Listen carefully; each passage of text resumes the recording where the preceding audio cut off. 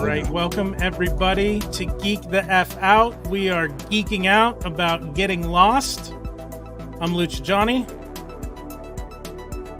Kayla's muted. You're muted? God damn it! I was trying to be good. I'm Kayla, aka Silver K, and we are joined by our good friend Ralph and our new good friend Taylor to talk about the Getting Lost doc. Hello. Welcome. Can we talk about your logo? Yeah, let's talk about our fantastic Geek the F Out logo. Yeah, it's wonderful. Who made that? Yeah, I had a feeling. Yeah. It's great. It's my thing. I like making logos, and I like yours a whole lot. Like I don't really say that a lot about You did a great job. Especially with how many times we went like back and forth about things. It was all easy changes. Okay. You guys really you insisted on having the lightning go through the UCK on that. Yeah. Word. And I was like, I like it just covering the U for some reason. It's probably better. And like that's why you're the professional. Yeah, exactly. And I'm a very visual person, so it wasn't until like seeing a lot of the changes that I was like, oh, okay, I like that, or I don't like that. Like I can't really imagine things. Yeah, welcome. I bring up logos every single time. I'm great, Ralph. As you should. You gotta pimp yourself out, you know? Right. If anybody wants a logo, hit me up. It's true. He's great. If you've seen our Getting Lost logo, that's all Ralph too. Of it's course. fine. I figured. Don't be sad. It's great. Yeah. Showed up everywhere. It showed up a lot of t-shirts, man. Let's say hi. Anyways, thanks. Alyssa is joining us right at the jump. Hi, Alyssa. Quip. Smetty. Just in our Trek stream. Thanks for joining us again. Yeah, we're doing back-to-back streams, although that one we pre-recorded, but still. Geeking Out double feature this evening. Mm-hmm. Really Allison geeking. I also say, like, hey girl, hey. I don't know what you guys are up to, but your YouTube channel, I noticed in the last couple of days, looks really slick. It's nicely laid out now. We got it all. We had a wonderful gentleman and scholar offered to organize our homepage for us. It just so happens that individual is the same person who made our fantastic logo. I feel like figuring out how we got on this podcast. I think I got it figured out. I think Ralph, Kayla and Johnny are friends. Yes, I've I known Ralph like for. to help friends out. How did you? I've been listening to Ralph since I was like 13, 14. Whoa! What year did your podcast come out? 2006. Okay, so I think I started listening to the year after, because I started listening to Jay and Jack's like when theirs first came out, and then I started listening to yours I think in 2007ish. Yeah, we only did 2006. We only did like 3 or 4 of the last episodes of Lost for season 2. Mm-hmm. So that makes sense. You probably jumped in. Season 2 is just craziness. Yeah, craziness. I feel very proud. I started from the very beginning, very first episode. I was in 6th grade. I have a hunch why. Can I guess why? Why? Is it because of Dominic Monaghan? No, I didn't watch Lord of the Rings till after. Oh, wow. You're like the biggest Lord of the Rings fan I know. I know, I am. Yeah. You can't see, but up there is a lot of Lord of the Rings shit, including the $500 Rivendell. Massive Rivendell. I'm a Lost encyclopedia. Yes, my friend actually got me that in college, and then that's a I see Jack Shepherd back there. Have the other calendar. Yes, love. Good stuff. Yeah. So, and then I have the Hatch Dio here too. Oh yeah, I've been trying to get my hands on one of those. That's very cool. I saw one. Does it light up? It lights up, right? I don't think it can light up right now though. But I actually saw one when I was at a toy show in November. I saw one there. It was only like $60. It wasn't that bad. Yeah, that's the thing. The Lost stuff is really hard to find, but when you find it, it's not expensive because the general toy community doesn't care. and you're like, oh my god, that's that McFarlane, Shannon on the beach, and you're like, that's worth a lot to me, and they're like $20.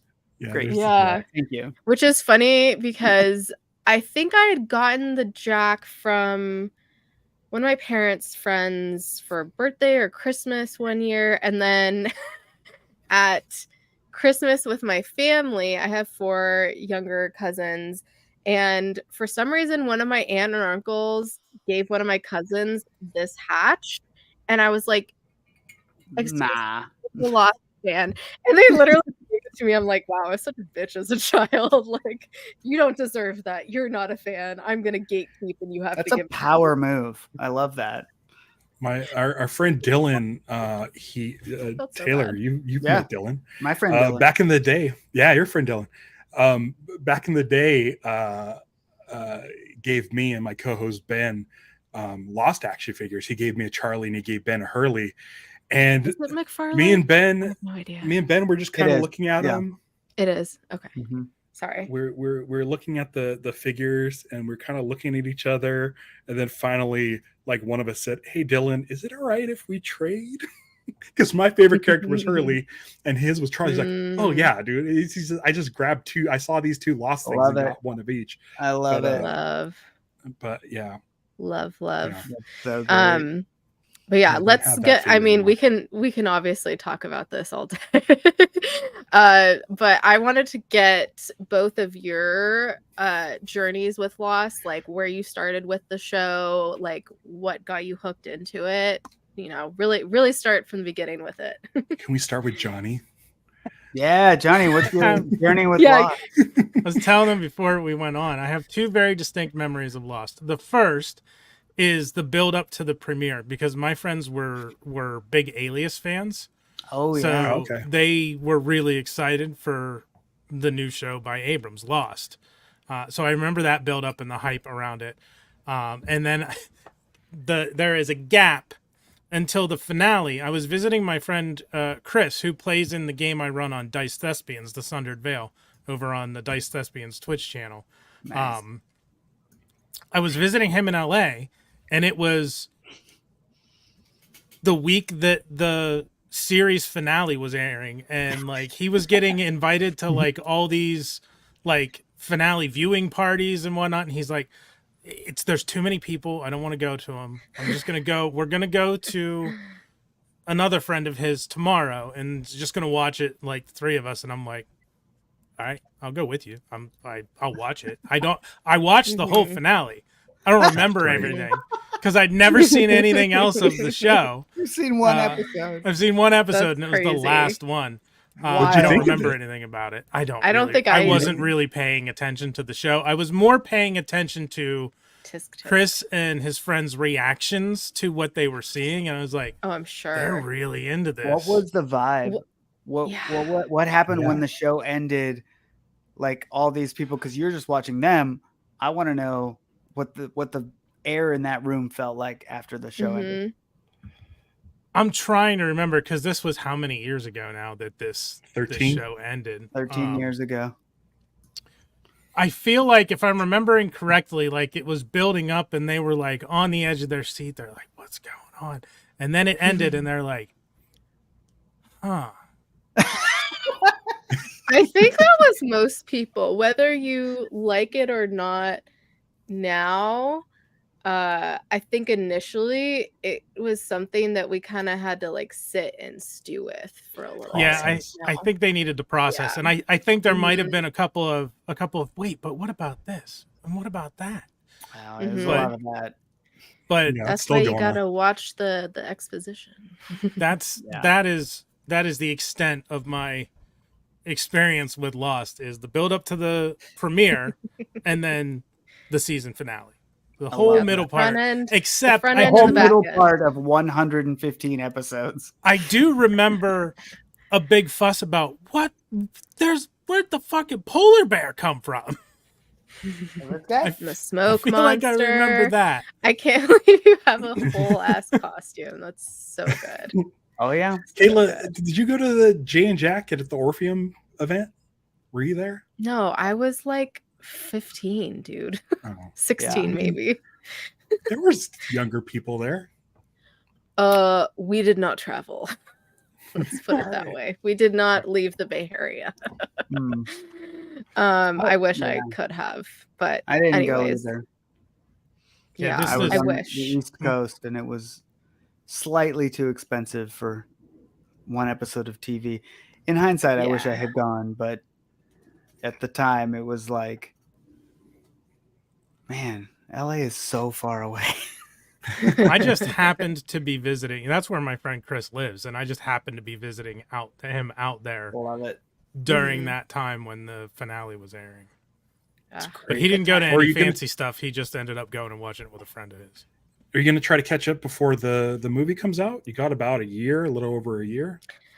I was joking with him in our Star Trek. I was like, should that be our next streams that we do? Because yes, it might be fun. Yes. So, because Taylor, for our Star Trek, we're going through from the beginning, from the original series, because I have not seen anything Star Trek, and Johnny has seen pretty much everything. Oh, and so we're going episode to also do Lost, because that's the opposite. Yeah. I mean, there are other shows, like there's Stranger Things. There's other things where it's the opposite. But also, since we're going to be doing that for a while, it's very time consuming already.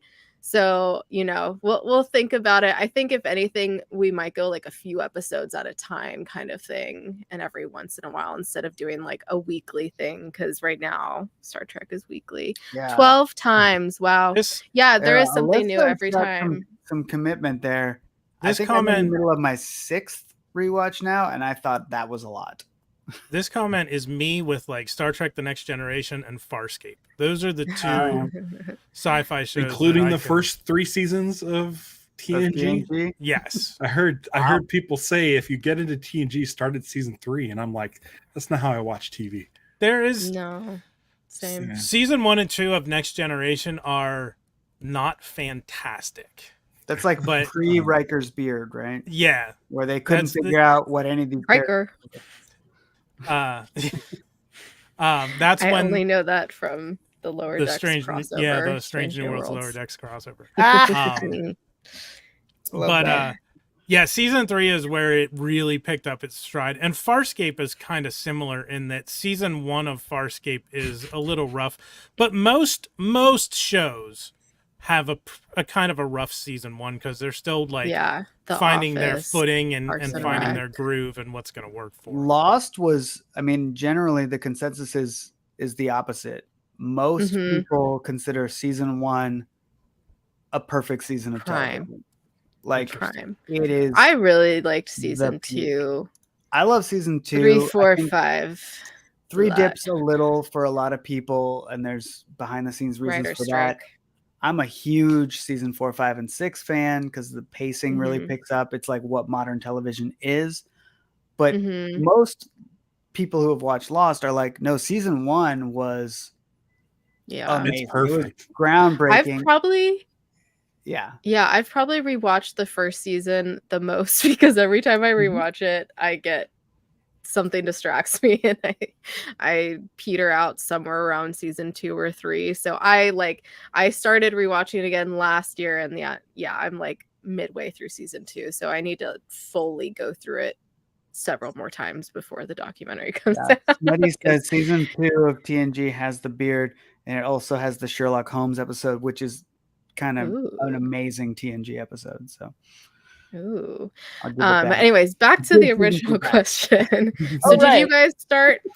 I forget where you started, Ralph. Did you start when it first aired or season 2? Almost. I almost did. Okay. So I worked at Disneyland at the time, and they had a poster for Lost out there. They had the big one on DCA, and there was a poster, and I knew Dominic Monaghan was in it, whatever.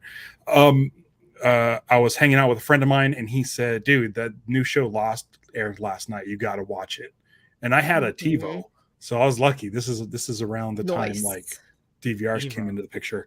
And fancy. So I just went home and I put Lost into my DVR and just set it to record the season.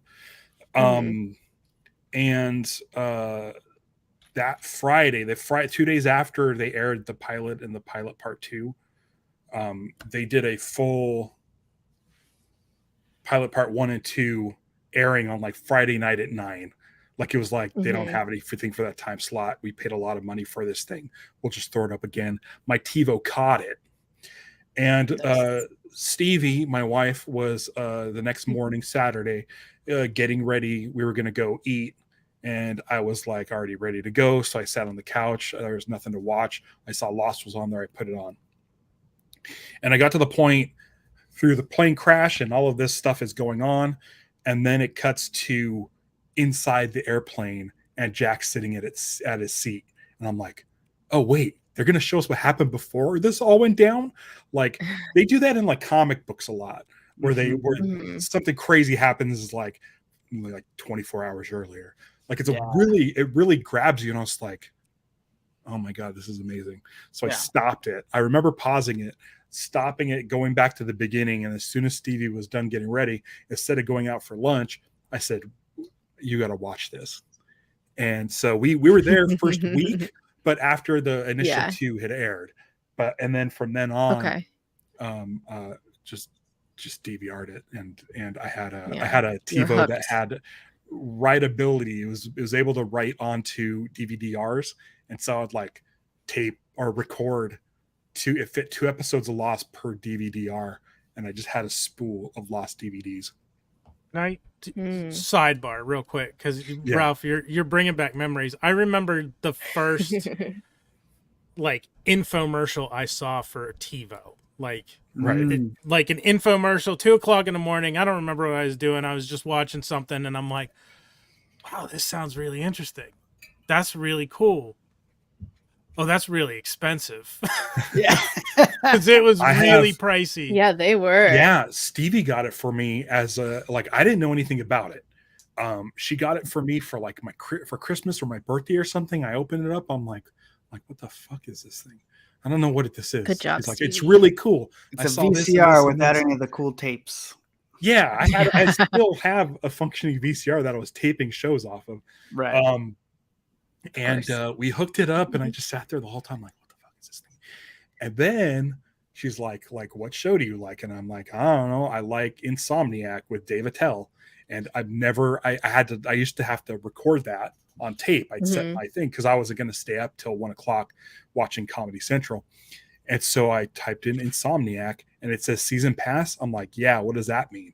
And it's just like, oh, anytime one's on, it's going to record it. Do you want to record with reruns? I said, yeah, sure. I probably missed one. And then the next day, like I woke up and I'm like, there's 5 Insomniacs that I haven't seen waiting for me. And so like the TiVo became this amazing thing. Technology. It had the greatest sounds. It had the most satisfying. The clicks and the beep. I kind of miss it. I think I remember it being something like the unit itself, depending on the amount of storage you got, started at like $500 just for the box. Yeah, and then there was they were very expensive. There was like a $20 or $30 a month service charge for it too. It was wild. Why were they so expensive? I don't understand. It was this is like new technology. Yeah, but still. I don't know. DVD players when they came out were $400, $500. We didn't get a DVD player for a long time because they were VCRs expensive. were $1,000 when they came out. And they had DVD writers like that you could hook up to your TV and program like VCRs, but they never quite got the market penetration that the VCR did. I don't think. Well, because we were in the computer age, in the download TV and burn a disc on even like a CDR and play it in your Sega Dreamcast if you're me. Yeah. But Tropic Thunder. But yeah, that my origin lost story, if anybody still cares, is I was waiting for a lull to ask you. I remember the question. Just going to get us back on track. So yeah.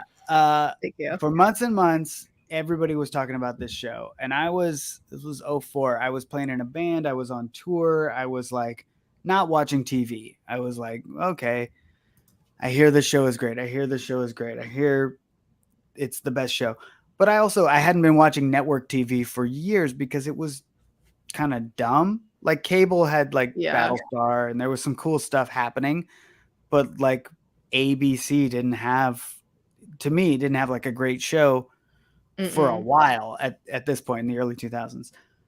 Everybody said, you got to watch Lost. You got to watch Lost. It's the best show. It's the best show. I'm like, playing in a band. I'm going up and down the West Coast. People are like, have you heard about Lost? Because it was this was at that time. Yeah. At some point, I found myself in a hotel. I don't remember where I was or what the heck I was doing. I was not the kind of person who could afford to stay in hotels. So this was probably a family vacation or something that my grandmother paid for.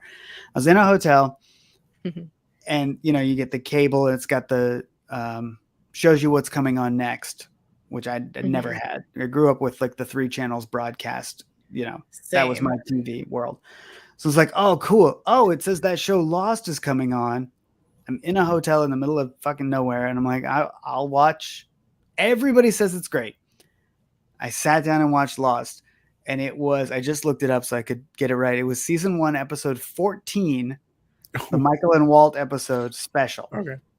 Oh. It could not have made any less sense. Yeah. Watching a random episode in the middle of season 1. And it was about this dad and this kid. And there was a polar bear, but it was mostly about like his ex-wife and their divorce and the kid and the dog. And it made no sense. And I was like, what in the fuck is this show that everybody says is so great? There's not much island stuff in that episode. If you look back, it's the polar bear thing, which makes no sense out of context. And then Green Lantern comic. The Green Lantern comic. Yeah. And then there's just a father and son and a dog, and the mom dies. And you're like, the best part. This is just Law and Order, but there's also an island. Like, I don't like network TV. And I doubled down at that point. I was like, nope, I don't like this show. Everybody is wrong. Everybody is wrong. And I went about my life until season 1 ended. And I was big in the I don't remember if I torrented it or if I rented the DVDs from Blockbuster, and I had like the DVD burning thing at home where I could copy DVDs so I could keep them, because all my season 1 Lost DVDs were burned copies. I remember that. But between season 1 and season 2, I guess I got bored enough to rent it from the beginning, or somebody kept saying like, you really should. And I would say, but I watched an episode and it was nonsense. It made no sense. It was just about the father and son, and there were all these other people, but they didn't do anything or say anything. You can't watch an episode standalone. Right. So then between season 1 and season 2, I had these DVDs, and that first disc, the last episode on disc 1 is Walkabout. And it because you're watching, you're like, oh well, the pilot is amazing. Okay, great. And then there's that Kate episode where you're like, I understand the structure of the show, but it's fine. It's not my favorite. And then Walkabout comes on, and I had never seen anything like that on television before. That twist in episode 4, sorry, Johnny, it expanded to me. It expanded what television could be in the best possible way, where you're like, oh, this is smarter than anything I've seen. Yeah. It's more well executed. And that's the end of disc 1. And I feel like I must have rented it because I only had disc 1 for whatever reason, or I borrowed it or something. And I remember just being like, I got to get disc 2. Like, that's insane. And it was probably like, I was lucky, like maybe only a month before season 2 was coming out. So I didn't have to wait like everyone else to see what was in the hatch. No. Sorry, Johnny. Oh my God. But I did. I think I watched season 1 twice before season 2 came out. You know what I mean? Like, nice. I had the DVDs. Well, I watched all the episodes that had commentary. I was big on DVD commentary twice. Behind the scenes. All the special features. Love that. So I had definitely seen the pilot 3 times before season 2 came out. And I was that person that like, okay, season 2 ended. Now I'm going to watch season 1 and 2 and all the commentaries and all the special features before season 3 comes out. So I've seen season 1 15 times or something because between every season I would rewatch all the seasons leading up. But that was my intro was rocky, and I almost didn't get back into it. And I think it's because, I mean, if I'd started with Walkabout, I would have been hooked. If I had started with the pilot, I would have been hooked. If I started with episode 14, with no information, like Johnny did watching the finale, where you're just like, I don't know who any of these people are or what's going on, but it seems tense for no reason because the music is great, but I don't know what's happening. And here we are 20 years later, and I'm more obsessed with Lost than I have been for a long time. Mm-hmm. I'm obsessed with getting Johnny to watch it, and I want to be there for the pilot, for Walkabout, for I want to like. I feel like so many people do these reviews where they're showing the shows or like trailers on the screen on YouTube. I don't know how the fuck they get away with this. I'm gonna have to ask someone. Because I think we at least need your reaction to the pilot, if anything, and then maybe we can talk about the episodes from there. We'll see what we can do. This sounds like this is turning into an event. That's what Lost is, man. It's worth it. It's about the journey and the friends you make along the way. It's not about getting all the answers. And if people think it's about getting answers, you didn't get the point of the show. I have a question, because you're talking about it, and you're talking about how you popped into a random episode and it's not one that you can just pick a random episode and watch and get a feel for. You cannot. So Lost started in 2004, and I know, like, in the sense of serialized shows where you have full season arcs and everything ties together, Farscape did that on Sci-Fi earlier, but it's the Sci-Fi channel. This is on what, ABC, NBC? ABC. Primetime network television. Is this what really pushed? Like, this is one of the first big primetime network shows that had that kind of season-long continuity, show-long continuity, right? So it's kind of a trailblazer there were in that. several. Twin Peaks, X-Files did a little bit of it. Like Dallas. That was a little bit more serialized. Yeah, soap operas had done it. JR. Yeah. But the way Lost did it was technologically the right place at the right time, because the DVR was out in season 1, and like it was finally possible. And by season 2, I think you could get it on iTunes, and so you could catch up. It was the biggest seller on DVD because that was the way you could watch all the episodes in order, right? Season 1 of Lost on DVD was probably the biggest. I mean, we haven't done the research, but highest selling television season on DVD throughout the course of DVD technology, because there was the show people wanted to watch, but like you said, you had to watch all the episodes in order. There was no other way to watch it. So the technology, had it been like 3 years earlier, before, seasons of TV on DVD, before the DVR, before iTunes, it wouldn't have worked. It would be, like the Sci-Fi Channel, or like HBO had done it with The Sopranos and things like that in Oz. And I think Buffy and Angel had that kind of thing too. But this is like broadcast, primetime broadcast television. It's 8 p.m. Wednesday nights. Those cable shows benefited from, like, I remember very distinctly, like, oh, you can hop in, you could kind of watch one episode of Buffy, but also they'd be like, next Friday through Sunday, it's a Buffy marathon.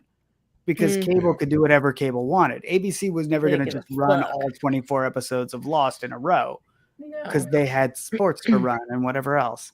Yeah. News. I think I think it really just hit the sweet spot with like blogs and podcasts and DVR, DVDs, like all that stuff all at once. But I think beyond that, though, it was the fact that this wasn't a surface level show like most were. You had so many layers to it, so many Easter eggs.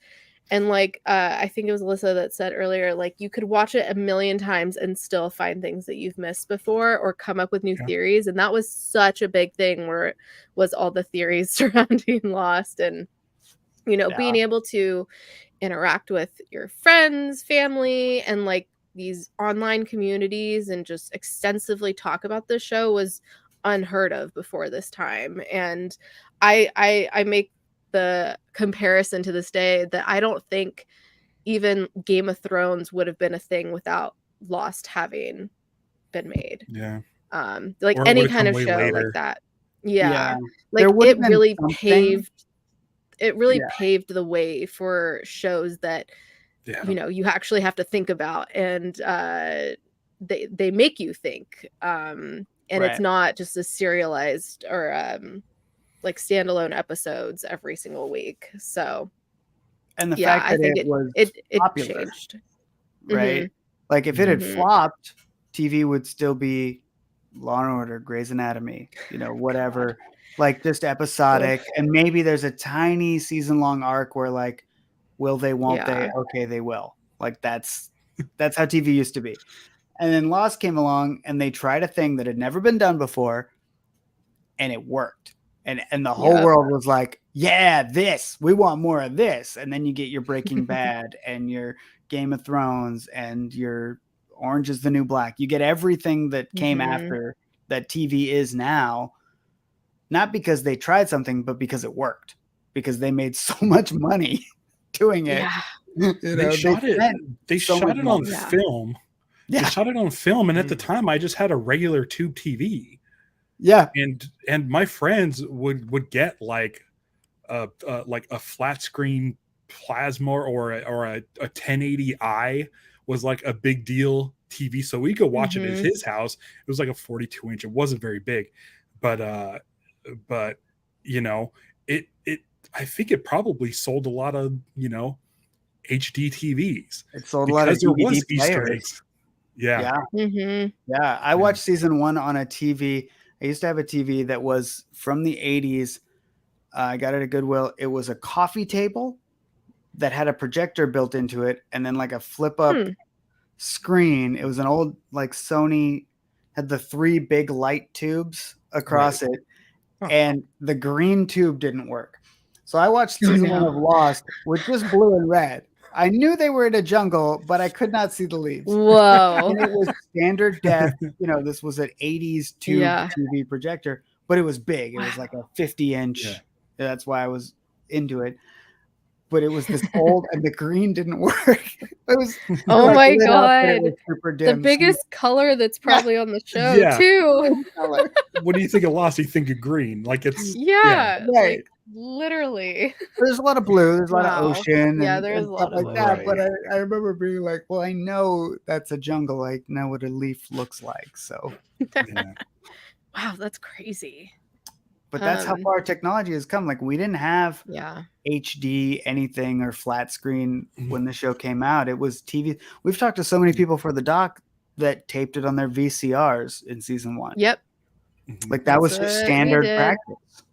I think we taped it on the VCR all the way through the last season. Yes. Wow, do you still have those tapes? Oh, no.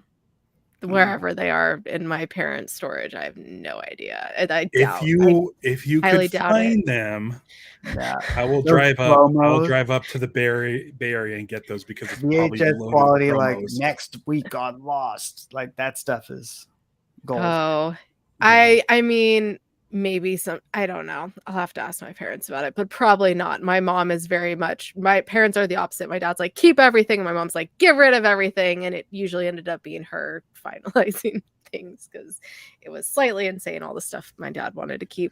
But anyways, probably a lot let's get into let's get into the documentary. Tell us a little bit about like how you guys came up with this, like beginning stages, all that. Johnny is gone. He's like, I have nothing to say. Johnny. I'll be back. Okay. You're fine. Go for it. It's fine. I've been a documentarian for about a decade, and Lost ended 13 years ago. It was maybe the second idea for a movie I ever had, but I was like, no, it's too soon. This just happened. Yeah. We can't. Nobody wants to talk about Lost, and this was in the wake of Lost when everybody's like, as Bobby Moynihan says in our trailer that's out now, he says, "Oh, you like that dumb show?" It was that era of backlash where people really were down after the finale of Lost, and they were making fun of it, and I felt that. Like, we all felt that as Lost fans. Yep. You walked around in the world, and you'd go your whole day and be like, "This is a pretty good day," and then somebody would be like, the ending of Lost sucked. And you'd be like, oh, that just ruined my whole day. Thanks. Dude, it still happens. I'll see articles. It's like the worst endings of shows. And I'm like, can you fuck off? I'm having a great day here. Right. What the dick? Have you seen other shows? They're all worse. Yeah. Okay, thank you. Bye. Also, I think it's a lot of like bandwagoners or people just jumping on without actually seeing the show or only seen parts of it. And they're like, oh, yeah, the ending sucked. And I'm like, yeah, it's copy and paste opinions, which is something I can't stand. Exactly. Yep. Somebody I follow on Twitter said the ending of Lost sucked. So now that's my core belief. Like, really? Exactly. Have you even seen it? But yeah, and then now we got bots in it too. So at that time, I was like, that should be a documentary, not about like Jack and Kate and Sawyer, but about the fans and how we felt having to live in a world where people were like, you guys all suck and you know it, right? And we're like, no, I think no. I don't know. We're actually the cool people. Yeah, we're actually smarter and more dedicated than any other television audience that has ever come before or will ever come again, but that's fine. Thank you. So, but because it was too soon and because nostalgia runs in 20-year waves, it's always been on the back burner of like, one day I will do a documentary about Lost. And a few years ago, I looked at a calendar or something. I had finished my second movie or something and was like, Lost is going to be 20 years old in 2024. And my wife was like, okay, just file that away. That's like 5 years from now. That's not now. That's bad. You got to start thinking early though. And we did. And we were like, how can we figure out, because this is like a Hawaii based film. Should we live in Hawaii? Should we spend like 2 months in Hawaii? How do we do this? And we're like, oh boy, whatever. And then a couple years ago, it keeps popping up in my mind. And I had that 2024 just like clocking, like it kept getting closer. And I know how long documentaries take to make because I've made a few. It's years. It's not, you can't just do it. Unless you have a lot of money. 6 months. Yeah. Unless you have a lot of money, they take years. So 2 years ago, maybe a little more than 2 years ago, this was early pandemic. This gentleman, Ralph, posted on Facebook something about like, I don't have a guest for my podcast. Does anyone want to talk to me? And I was like, sounds like Ralph. Pandemic-y, sitting around the house. I'm like, I'll talk to you. What? Yeah. We had never met. I knew him from the Dharmalars. We were Facebook friends for 12 years. Had never talked. So we talked on this podcast. That's when I found out ridiculous. He was VHS dude on Vine. Yeah. And I found out a documentary. Yeah, I found out he had done a Blockbuster documentary, and nowhere in Facebook's algorithm in those years let either of us know about that. And we had been following each other Lost, and you knew me from commenting on your Lost posts, and that was it. It was meant to be on my YouTube. If you want to hear us talk about like meeting for the first time, you can go to my YouTube channel. I posted it on there. Oh, that's amazing! A picture of our first conversation is on.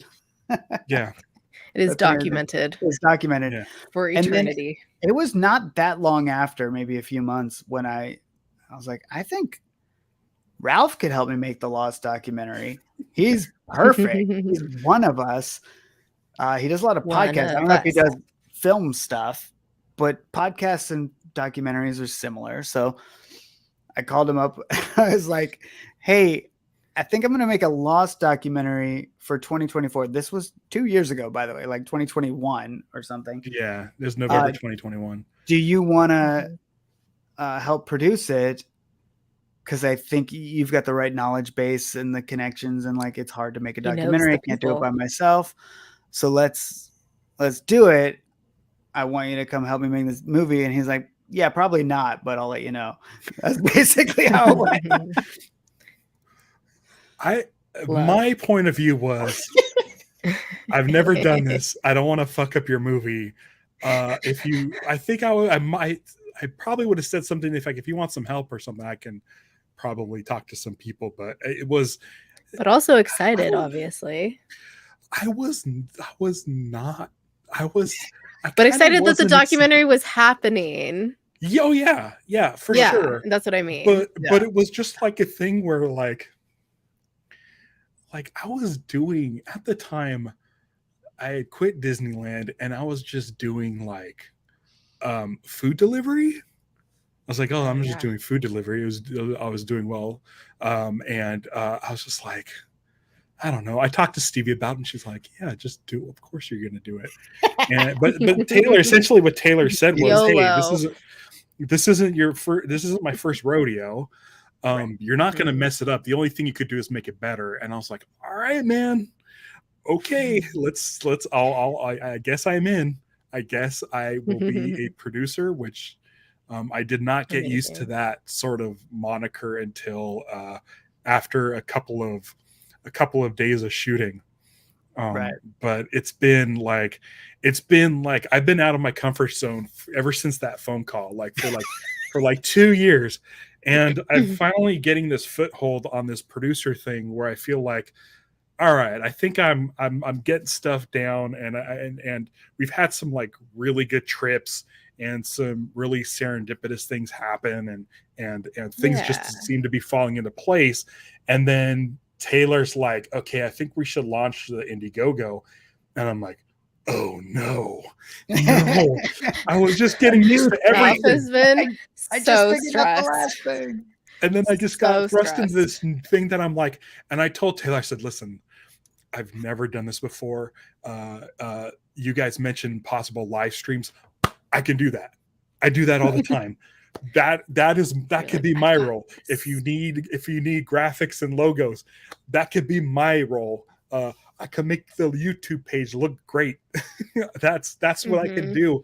And then, some ideas and, but just, it's one of those things where I feel like, as the producer, really my role is that I need to make sure that, when it comes time to shoot, to have a butt in the seat that the cameras could point at, not the butt, but this towards the person. I need people there to get like more bang for the buck. If you shoot 4 interviews in a day, technically that money is better spent than just like one person.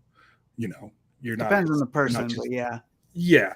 So it's one of those things where like, okay, well, we're a little over halfway through shooting. We have 29 interviews. And then we have like, I think it's 9 or 11 fan interviews.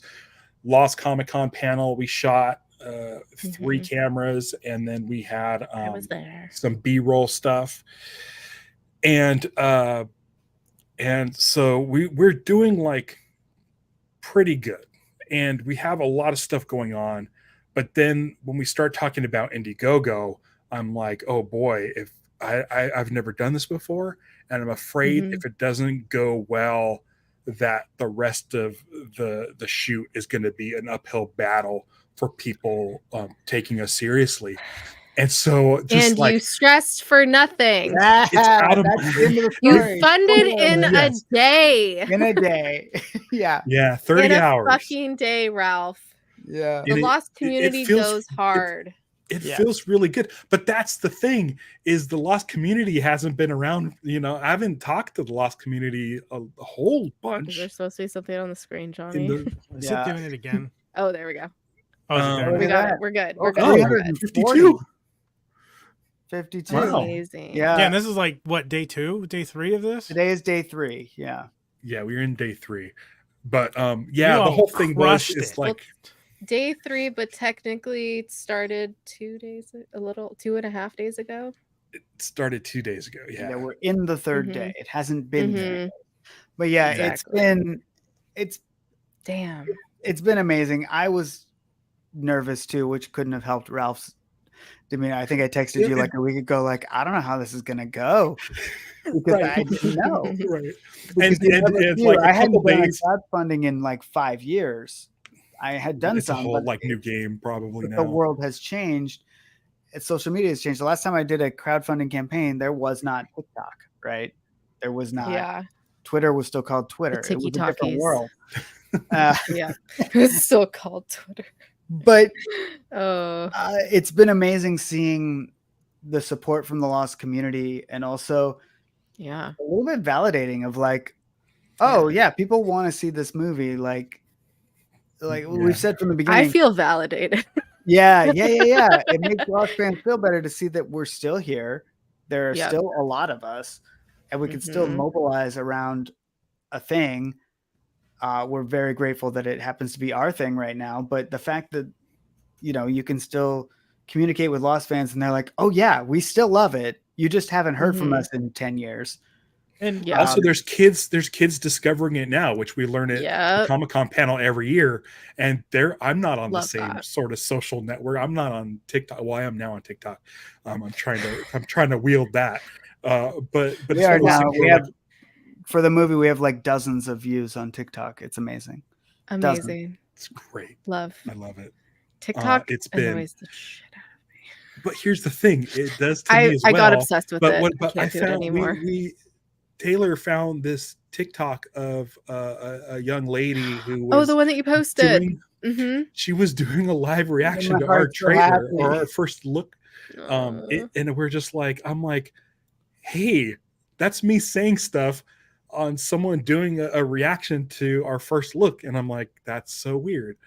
Or she says, guys, I don't really talk about it, but I'm a huge Lost fan. I'm obsessed with Lost, and now I'm watching this live stream. And she points the camera, and there I am on the computer. Yeah, talking with. I think I saw one of my comments. I was like, "Yeah, that's got to be awesome and surreal for you guys at the same time." Yeah. Very, very meta. Very meta. It's been a crazy 2 years for me for sure. It's been super emotional. Yesterday on my live action Star Wars stream. That's your TikTok? Holy shit. Oh, Alyssa's here. Alyssa, we love you. We love you. Oh my gosh. I totally did not put two and two together. I was like, I know this name. I don't.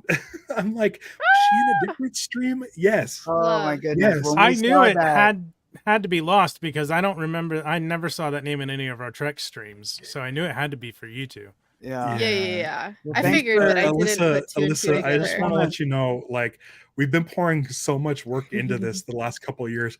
When I saw your TikTok, I mean, this has been me like all week. I've just been like, seriously, like right now I get tears. It's Taylor freaking sent a text during live action Star Wars yesterday, and he felt bad, but he shouldn't feel bad, telling us that someone backed us at the executive producer level, which is like $10,000. And if you watch, this isn't just a plug, watch like the last 10 minutes of my live action Star Wars where we talk about Star Wars Rebels, but also go watch his show. It's really good.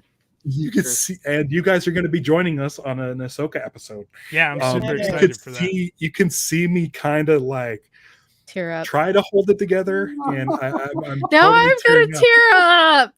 It's like, I'm not kidding you guys.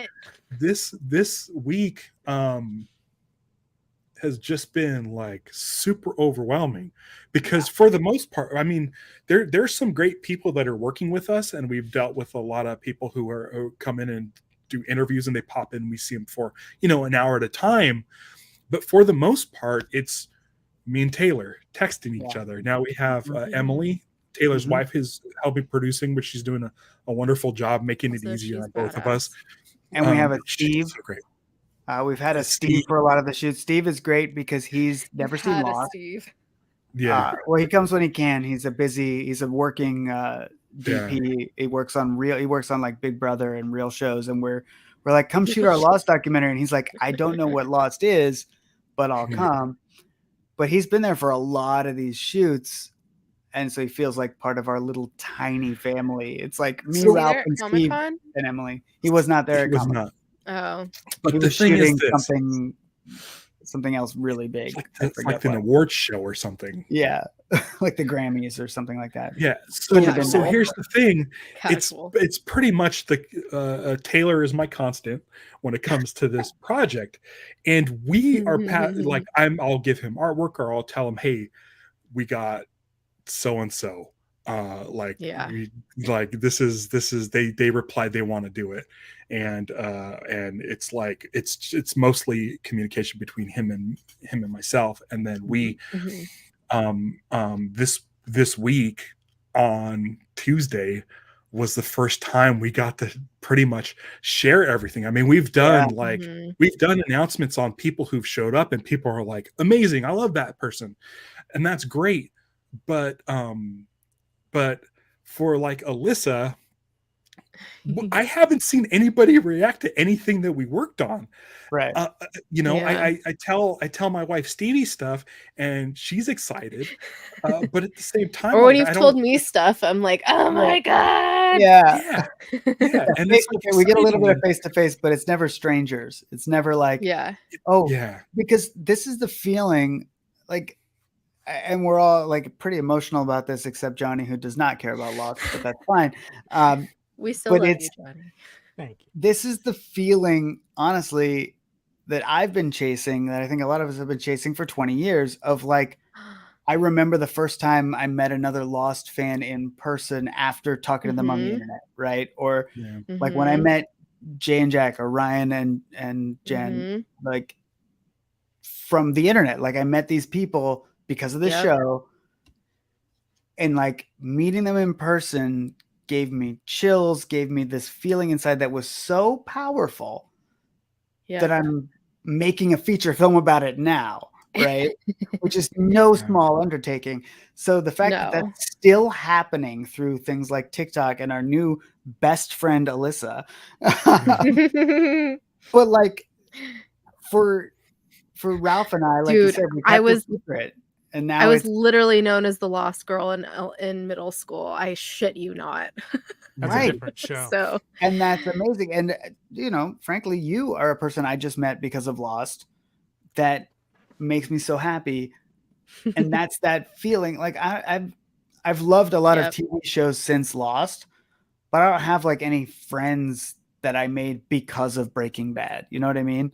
Right. Like there wasn't that. And there have been other shows for other people, and that's fine.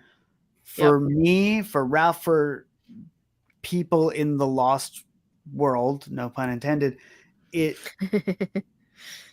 a different thing. And the fact that it can still happen. And I think that's what's magical, not to like be like we're amazing and because we're doing this, but our documentary in this moment, this week, is bringing Lost fans together, or people are finding out that this person they've known for 10 years is a Lost fan because no one was talking about it for a while. And now, you know, we're pushing this out into the world, and people are like, I love that show. And they're posting it on Facebook or Instagram or Twitter or something. And you see their friends come out of the woodwork and be like, I also love that show. And they're like, wow, let's go hang out and talk about Lost. I had no idea. It's so amazing the real world implications that just making a silly documentary can do. Like we can actually connect with people just like 20 years ago when we first connected with each other on the fuselage or on, you know, Jay and Jack's stupid comment section. Yeah, what's great is though that the thing is, if Lost answered every single question, we wouldn't be able to still converse about the show. I love that there's still a mystery there. And there's still enough stuff in there that you can reference to kind of piece some things together through conversation. If you see something new, you can talk to your Lost friends and say, hey, I noticed this. Maybe that's why this other thing is like, you know, this. Like it leaves it open for conversation. If it answered everything, boom, you're done with the show. I got it. I can move on. With Lost, you kind of can't move on, which is the whole finale. Is you kind of got to move on. Some of us are like Ben Linus. We don't want to move on. We have some unfinished stuff that we want to take care of, and we still want to embrace the show. And I love that kids today.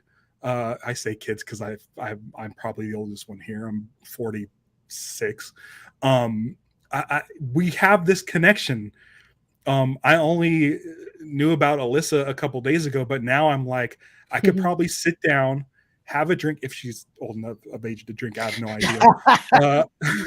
I could Alyssa, sit down and have a conversation.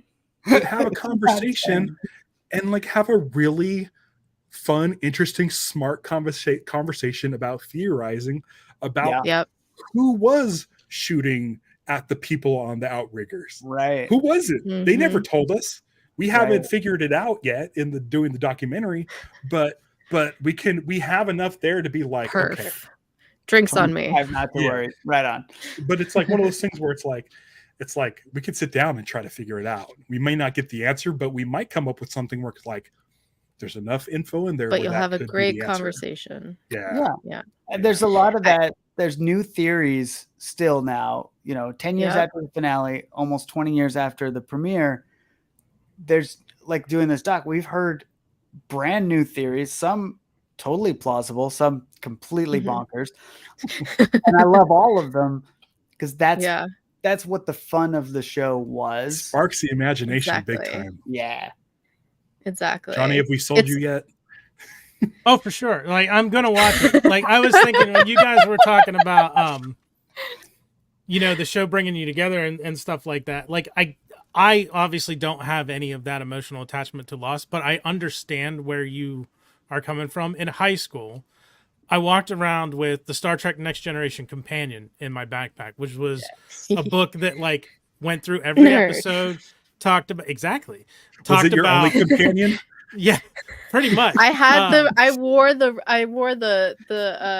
even star necklace around my neck, so I was just as bad. But it had summaries of every episode and trivia and behind the scenes stuff, and it had screenshots from different episodes.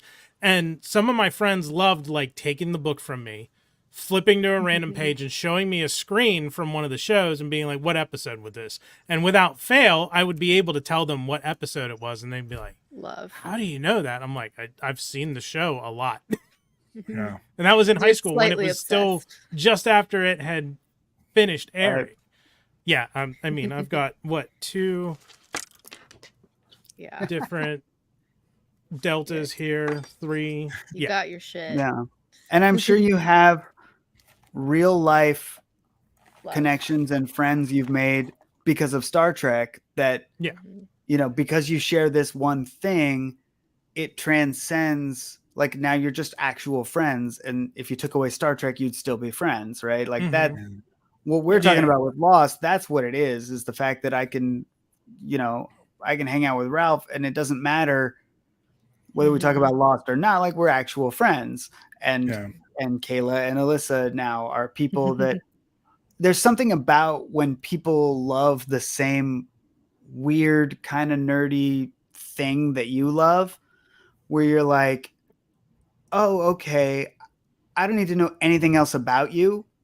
We're friends. You know what I mean? Like, yeah, exactly. Like when you're a comic book nerd, like growing up, like it was even more niche. It'd be like, I'm sitting here reading my X-Men comic and somebody over there is reading a Batman comic. I'm like, we're not friends because that's a different thing. But this other kid who's also reading this X-Men comic, like, we're just friends. I don't need to know a second thing about you. Let's go, hit cans with sticks or whatever. We're friends. And that's what Lost was as an older, I mean, I was still pretty young when Lost came out, but it was this thing where like you'd meet somebody and be like, okay, you're like, I was 22 when it came out. You're a 40-year-old accountant, but you love this show and I love this show. Let's hang out. You know what I mean? And I've wild. had that with, Exactly. Like it's, for me, that's Star Trek, Dungeons and Dragons, and Magic the Gathering. Those are my 3. I play the heck out of Magic the Gathering. We're friends. Yeah. See, now we're friends. Yeah, this is why we called the channel Geek the F Out. We're geeks of many things. Love it. Yeah, it's funny because when you started to say like how, once you guys were doing the live stream and meeting all these new people, it's bringing back those same vibes that we got while the show was airing with everyone. And I was literally about to say the same thing. So yeah, I was young. I was like in middle school when it came out. And I mean, there was, I think maybe a couple people in my class that watched it too, but like we were saying earlier, like you have to be smart to watch it. That was kind of like how I felt better about it. You don't have to, but it helps. You don't have to be. It does help. But God, I was such a smart ass as a kid because I was like, no, I'm smart because I watched this. Blah, blah, blah. Yeah. Like, dear God, child. A lot of people describe Lost fans as being really smart, but we're kind of just assholes. Like we're kind of. Like a little pretentious. Like we get it. Why don't you get it, dum dum? Like that's a jerk thing to say, but we're But yeah, it was funny because and then the finale was when I was a junior in high school, and still not a lot of people watched it even in high school that I at least was aware of or knew. So for me, it was sadly not the online forums because my parents were super strict about anything online and we still had dial-up for a very long time. So it was more so the podcasts, and Jay and Jack were the first ones. And that was not only was the show my escape, but like listening to their podcasts and then Dharmalars, and I forget which other. I listened to the official one. That was my that was my pitch to my parents to get me a video iPod, was to watch Lost on it. Yes. I literally did a PowerPoint presentation to convince them to get me. But yeah, that like sense of community, like I was a nerd, but it was still around the time where that was still bullied. And you know, finding this community where I could talk about this really geeky, nerdy thing, I was like, this is amazing. These are my people, even though I'm like half or like a lot younger than most people. You know, it was great. It was such a sense of community, and like happened to like the first couple of seasons of Lost, there was a lot of shit going on with my family, and it was just such a great escape from that. And especially the podcast, like making me laugh during like very, very dark times, I'm gonna cry, was great. I just sent Johnny, did you get my message?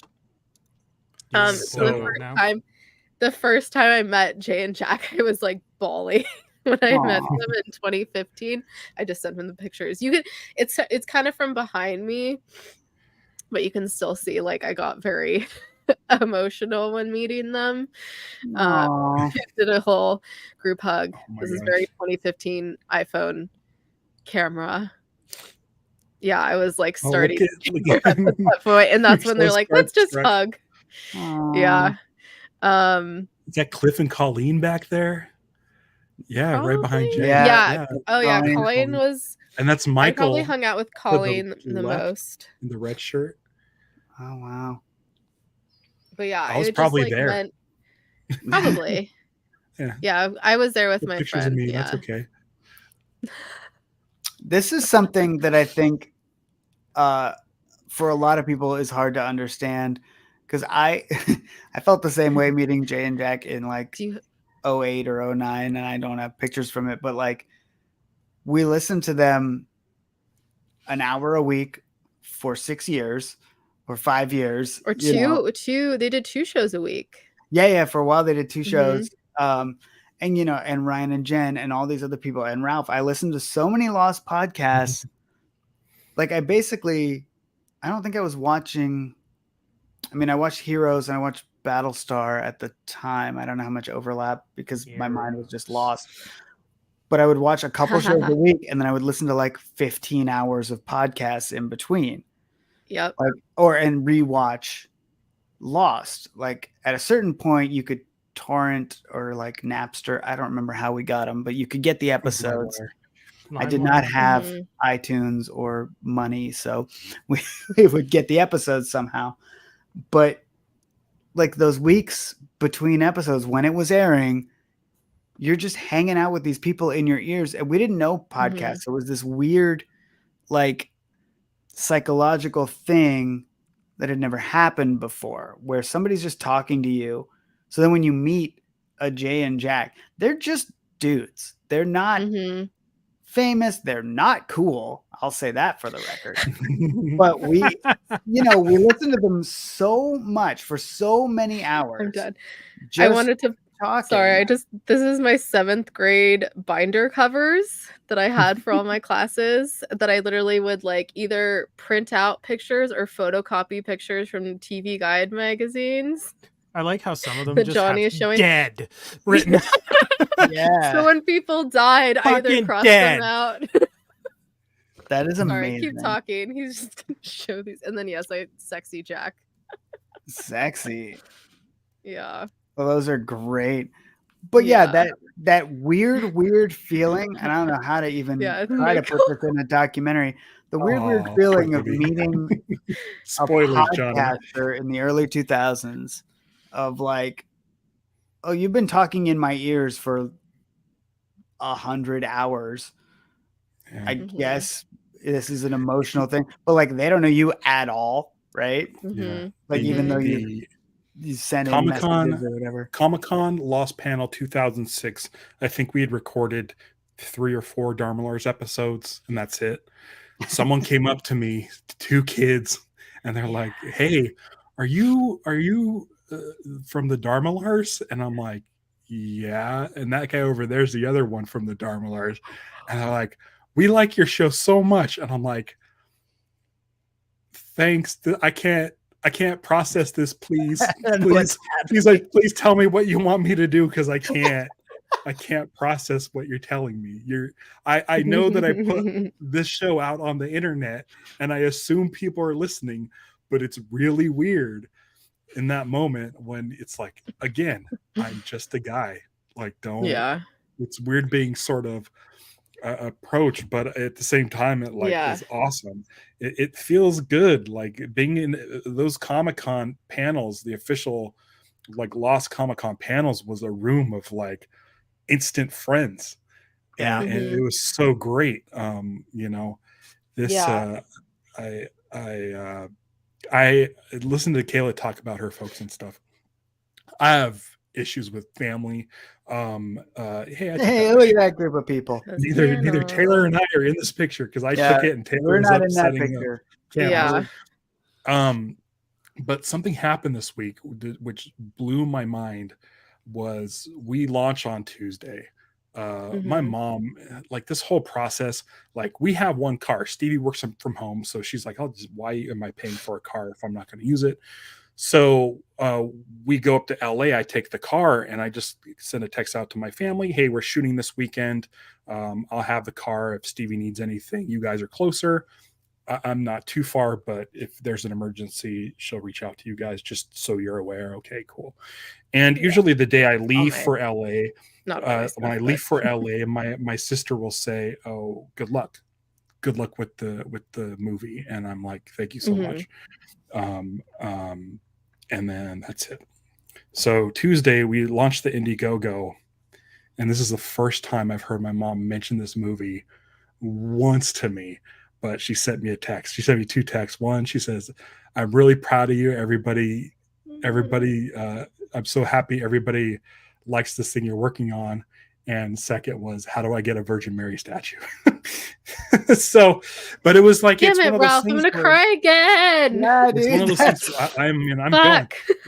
But that's what Tuesday was like. It was like just this one thing after another, and you don't know how these things are going to work out. You really don't. And at every single corner, every single person, once we finally get to somebody and sit down and talk with them, usually after the cameras are off, we still keep talking about Lost. We talked with Bobby Moynihan, who had a hard out at like 2:30. And so we're like got right down to the wire of finishing his interview at like 2:28, so that we had time to just get his mic off and say thank you, sign the paperwork, go do what you need to do. Dude stuck around for like 20 minutes talking about Lost after we were done talking about Lost. And so what's great is we get to like with every interview, it never ends when the cameras turn off. Like everybody keeps wanting to talk about Lost, and it's so fun. And I'm hoping that like the people who haven't come in yet understand that like we're fans. We appreciate the work. We love the show, and we're here to celebrate it. And we're hoping we have more people to get in the future, and we have certain people who have agreed that we're very, very excited about. Sorry about my light. I think there's a ghost in my light. I don't know. Yeah, what's I was going gonna on. ask, are you haunted? It might be dying. It's a very old light. I was adding on. But it's really cool when the people who make the thing that you love so much also love that thing, like, and aren't that was just a job that I did. I don't care. Yeah, I mean, there's some people that it was just a job. Yeah, we've definitely encountered both versions of that. The ones who are, the longer, more exciting interviews are the people.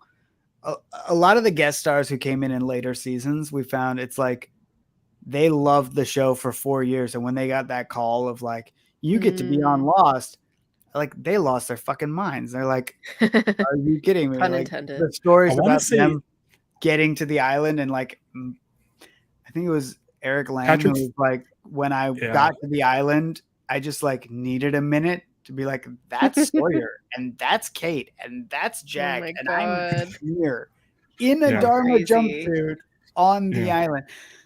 Yeah, like, Eric Lang and Patrick Fischler were both huge fans of the show before they got cast, and they were just like, awesome. They're like over the moon. Because Patrick Fischler was like the same thing. Like, here I am, and there's Hurley. Yeah, he was like, I have a weekly watch party at my house, and we take it very seriously. And now I'm on the show, and I'm a villain, and people hate me. But I love it because I'm on the show. Yeah, it's been great. That's so awesome. I love that.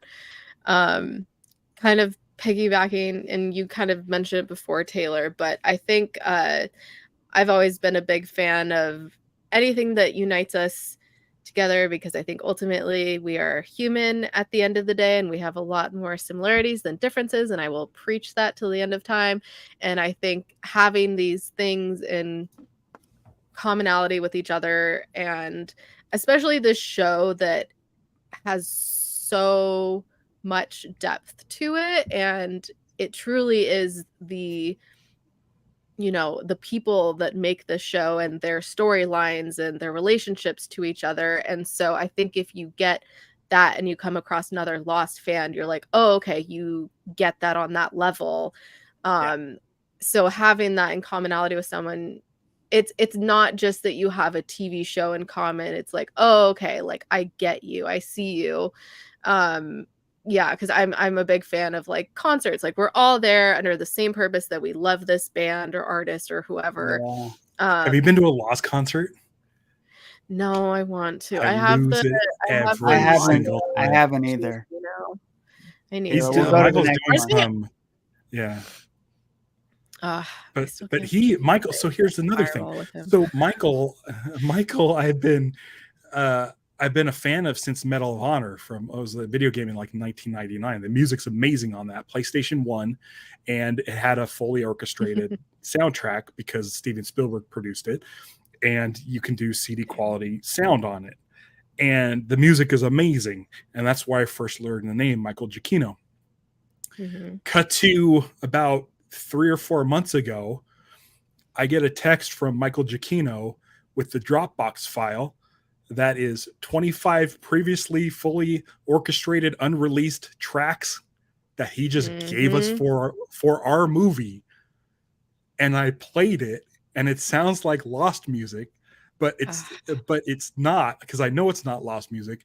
And again, I'm sitting in there typing a text to Taylor saying, hey, Michael just gave us an hour and 5 minutes of fully orchestrated music to just use in the movie for free, however we see fit. So insane. And I am just bawling listening to this amazing music. It's just been one sort of thing after the other. Like, these pieces are falling into place, and it's just like, I can't believe this is happening. It's all coming together. It's that perfect, like, dream come true. Yeah. In a lot of ways, it definitely is. And that's part of why I wanted to make the movie in the first place, is because I've done a few of these, and the only good part, because it's a lot of work and it's a lot of pains in the asses, but when you spend all this time stressing about something or like working on something, the redeeming quality is like, oh, but it's a thing I love, and I get to talk about Lost for a living for 2 hours a day, 3 days out of this month, or like right now, Ralph and I are promoting an Indiegogo. Everybody go to our Indiegogo. Yes. So this is my job right now. And we've just been bullshitting about Lost for an hour and 15 minutes. The best job in the world. Yeah. So jealous. So, like, yes, it's hard. Yes, it doesn't pay very well. Yes, it's difficult. Yes, there's a lot of stress and we don't sleep. And Ralph and I think both the night before the Indiegogo launch, I didn't sleep at all, really. And it's like Christmas morning, but in a bad way. And you wake up at 4 and you're like, can I launch it now? Is this too early? Why am I up at 4? What's happening? We both took naps that day, like in the middle of the day. I had a checklist, and I think we had planned on doing it at 8 o'clock in the morning. I wake up at 5:30. I'm just like, I can't sleep anymore, and I just pop open my phone, and I have all these messages in my inbox. So and so contributed to the Indiegogo. Another person. I don't have a lot of patience. I have been up for an hour and a half. I'm like, I would have done the same thing. I know, but there was things I was like, I was so anxious about making sure I was up in time to do, and then I sort of had to like scramble. Luckily, I had things kind of set in place on my desktop to go, but I'm just like, it worked. Okay, here we go. It worked out. Yeah, I was partly because I never launched an Indiegogo. I was trying to test it and see like, in case there's a problem. Like I didn't want to wait until 8 o'clock. We're going to go live at 8:15 because it was 8:15:23, which doesn't make sense to one of us on this live stream. But the rest of us, that's like a big deal, and it's never going to happen again. But like I wasn't sure it was going to launch properly or that people would be able to see it, and so. Honestly, smart. 8:15. I'm like, it's 8:15 on the West Coast or on the East Coast. I think I can go now. So I did it then. Smart. And I woke up. That would stress me out too. But it worked out. For those who aren't aware, they're referring to the fact that they are all on the West Coast and I am on the East Coast. Yeah, what time are you up over there? What it's time? Like 11:20. Yeah. Well, it's funny because both my content creation projects, I'm the only East Coaster. Everybody else is West Coast California. Dice Thespians, they're all California. We play tabletop role-playing games on Twitch. Kayla obviously is West Coast. It's fine. Yeah. Do you use Roll20? Do you use Roll20? Sparingly. Roll20 is good, but not great.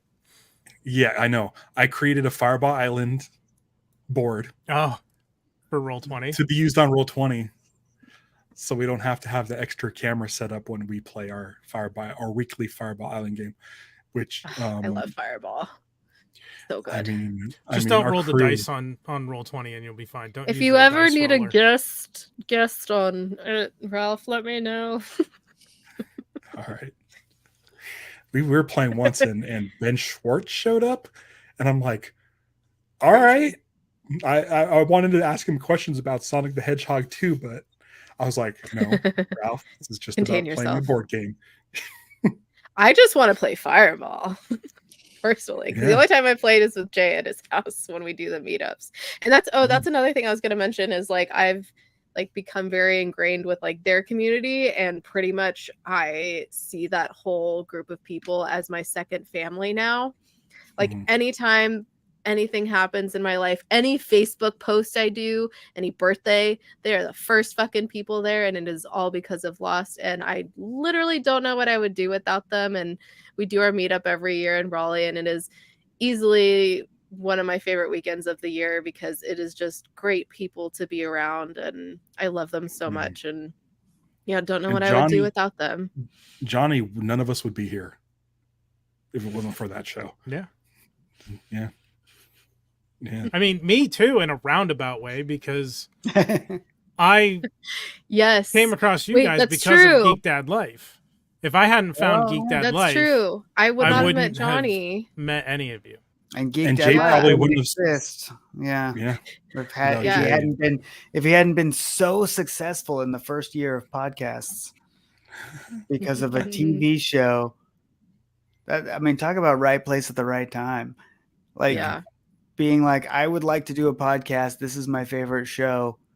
And they had the second, I think the transmission was first, but they had like the second Lost podcast at the exact moment.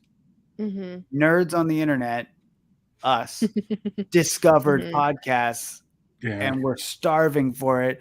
So they, they had like the number one podcast on iTunes or whatever, like in entertainment. Yep. Because we got up to 18. Yeah. In all of podcasting. Can you imagine if you look at podcasting number 4 now, in TV, the top 500 podcasts all have A-list celebrities in them. Yeah. You know what I mean? Like back then, it's very different now. Podcasts, 3 of them were about Lost, and they were just people on their couch talking about this show, and then one produced by ABC, and it was wild that it was the Wild West of podcasting, and it could be so much about Lost. Like I remember trying to explain to people what a podcast was. Yeah. And they'd be like, wait, do they all just talk about Lost? What is this technology? A technology that was invented, like when VHS was invented and it was just for pornography. Like it was that, but it was like podcasting was invented. It's just for Lost. Like we just talk about Lost on these things. And then, cut to 20 years later, podcasting is probably the number one media format. It's like more than TV now. Huge. Yeah. Yeah. I would say it's probably after YouTubing, because YouTube is huge. Yeah, YouTube is probably number one. Yeah. Huge. Yeah, it's insane. And I kind of told Ralph this before, but like it's crazy that like we're friends now. Like if you told 12, 13-year-old Kayla that she would be friends with Jay and Jack and Ralph one day, yeah, I would have shit my fucking pants.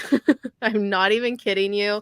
Like literally these people were celebrities in my mind, and like I said before, got me through a lot of fucking shit. There's Fireball. Fireballs. Oh yeah. Yeah, I fucking love that game. I suck at it, but I love playing it. Yeah. I'm very competitive. Is it skill based or is it luck? A little bit. Kind of luck. You also have cards. Luck. I remember playing. There's like a talisman and a thing, and you play a fireball card or whatever. I had a friend who had it. We didn't have a lot of money as kids, so I didn't have Fireball Island. But I knew a kid who had Fireball Island, and I played it a handful of times as a It was only around for like a year. It was only around for a year because the box was so huge that the toy stores were like, hey, this is taking up too much real estate. I remember seeing it at Toys R Us and being like, that's the coolest looking box. It shows up at the beginning of Child's Play. Oh, when Charles Lee Ray is in the toy store, there's Fireball in there. There's stacks of it in the movie Big when they're at FAO Schwartz. Like you can see it on the Goldbergs. The Goldbergs like to have it in the background. It's one of those things where it's like they did the updated version a couple years ago. It's not as great. The original is like a perfect game. I was going to say, friends of mine, I remember friends of mine had the original, and I played it a couple of times. And then when the re-release, or the retrospect games, I forget the company that made it. Restoration games. Yeah, when that came out, my roommates bought it because one of my roommates had massive childhood memories from Fireball Island and loved it. So we played that version a couple of times. It's so fun. So fun. Anyways, back on the documentary. We go on tangents on this channel sometimes. Yeah, we are known for our tangents. Taylor, do you have a hard out anytime soon? Just want to check. I don't think so, but I think it's getting late for Johnny. I'm good for probably another half hour. Are you good, Taylor? I'm fine. Okay. What do I get to do? I'm just like, I mean, I don't know. Periodically refreshing an Indiegogo page, but that's over here. I'm here. I know. I keep refreshing on my phone. It's fun. Did it get? I think it went up a little bit since we started. Yeah, there's been a few since we started. If anybody's watching this and hasn't contributed, it just went up. If you do it now, we'll all see it, and we'll be so happy. Also, like Indiegogo has had us on the front page since Tuesday. Since day one, amazing. Yeah. We've been emailing with somebody at Indiegogo, and she's a big supporter, Lost fan. She's amazing. Like, we're so excited that your campaign is on Indiegogo and that it's doing that's amazing. Yeah. I love that. I was going to say, you guys did fans. They pop up everywhere. Yeah. You did an amazing job with it, just like the layout and everything, and how it's great. I've read through it a couple of times now. That's more than we have. It's fun. You find any typos? I don't know. If you do, let us know. I'm terrible at typing. Okay, I have a twinge of dyslexia, so I may not be able to help you there. Me too. That's my typing problem. Is I type words, all the right letters are there, not in the right order, or I'll just forget a word, like I'll leave out a word. So yeah, if you want to talk about like the different, I guess, tiers, levels that you have, but I like how you get things for each of these levels you contribute to. Yeah, I can tell by your background that you are like me. I'm a huge collector of stuff. There's a false wall of lost memorabilia behind me, hiding a real wall of collectibles behind that, and I'm surrounded by. Are you a toy collector? Stuff. Yeah, I'll hold on. Do it. Move them. Wait, Johnny needs to come back because he's also Johnny. Look at the. Oh my god! Ninja Turtles. Wait, let me see if I can figure out how to make your screen big. I'm sorry if I fuck this shit up. Nope. Not that one. Nope. Nope. How do I do this? I've never had to control this. No. I give up. I think there's a one where it's big and then there's three little people and then you have to make him the first thing. Little people. I'm not seeing that. Johnny said he was good and then he bounced. He's like, no, I'm good. I'm good for about a half hour. I'll BRB. I need to get that pick it up record. I don't know if that's even possible. Sorry, I'm really. I have that one. That's the one I got. Was the yellow one. No. Oh, now he's gone. Sorry. Oh wait. No. There's only so many. You gotta hit one of them. This is why Johnny is the one. Oh. That kind of works. I didn't do that. I did. I'm back. Thank you. He's back. Anyway, I do the social media side of things. Johnny does the rest. Wow. Wow. This is amazing. Anyway. I am. The Ninja Turtle wall is insane. Wow. Taylor has also built a full-size R2-D2. What do you think of the new movie? Did you see it?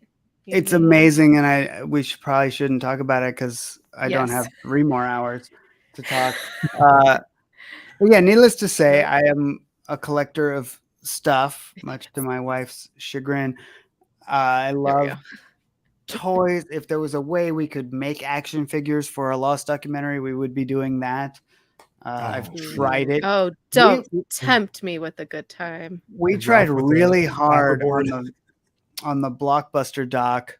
We had conversations with Funko. We were like, you should really do a Blockbuster Funko. This was years ago. And they're like, nobody cares about Blockbuster Video. Cut to now that they have the Comic-Con was all about it. Yeah, like VHS. I'm not saying they stole my idea, but we pitched them this 5 years ago. And Lego's whole booth theme was like a Blockbuster knockoff, that Brickbuster stuff. So was Funko's this year. There were two. But anyway, when you talk about how all the rewards, all the perks on our Indiegogo, most of them have stuff. It's because I love stuff, and Ralph loves stuff, and that's why we have. Is awesome. I love stuff. My favorite stuff is this. It's my favorite. Look how bright it is. Good stuff. We were For talking, the audio listener, that is a Wicket phone. We were talking during, was it the Strange New Worlds theme, Kayla, about like, that's one of the things I miss about Trek in the 90s is like the QVC specials that were all like Star Trek stuff, like plates and pins and plaques and just random shit, and it was all great, and I wanted all of it. Is that the popcorn? Oh no, it's a phone. I don't really collect Funko. This was my pre-toy collecting days that I got the lost ones. I just have Kate, Jack, and the Man in Black. Or not. What? We're just showing stuff now. Yeah. As I like stuff. We're geeking the fuck out. That's what we do here. Yeah, we are. You can have one of this stuff. This is a replica Virgin Mary statue. We had so cool. Someone who's helping us out on the movie has a real one. We had it scanned, 3D scanned, so that I could 3D print replicas. So cool. I think we're the only ones in the world that have an accurate 3D model of what the real thing is. And then they're hand painted by my wife or my mom or me or whatever. Amazing. But these are cool, man. And you can get these out on Indiegogo because we love stuff. Like, and it's nice. Not a lot of nice that it's not just that making too. Yeah, it's nice because it's not just that. You get a shit ton of other stuff. And yeah, you have your VHS, you have your poster, digital copy, Blu-ray, the package, which is the one I got. Alyssa got that one too, I think. She mentioned it on TikTok. And it's mostly so because it said the package and I wanted to donate about that much anyways. And I was like, oh, the package. Which is a lost episode, but also I'm the queen of innuendos. So we've done a lot of like little merch is fun. Like people like stickers and buttons and postcards and stuff like that. And then you want to have a bundle where you can get everything. So that's someone got the computer. Yeah. Yesterday. Holy shit. They're in Michigan. I was hoping to drive it to somebody. Sorry, John, you were trying to say something. Yeah.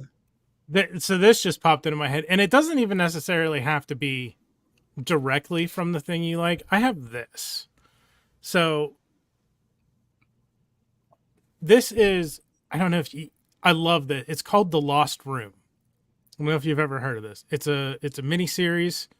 It was on, I forget what channel. It might have been Sci-Fi. It's on Amazon Prime. It was shot in Pittsburgh, so that's cool.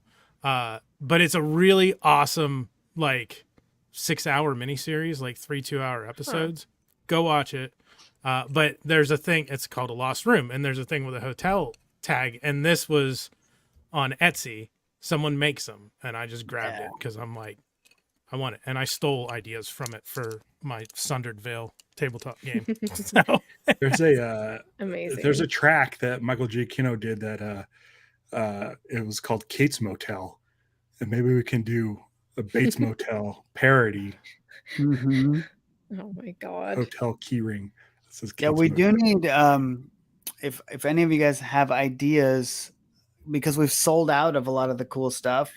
Like in day one, we sold out of our mystery boxes. We sold the Dharma computer. We're gonna sell out of probably the VHSs. We might sell out of Virgin Mary statues. So we need new ideas because we have 36 more days of Indiegogo. If anybody's like, it would be really cool, this lost thing, we could probably figure out how to make it. I pitched Ralph this morning on monster.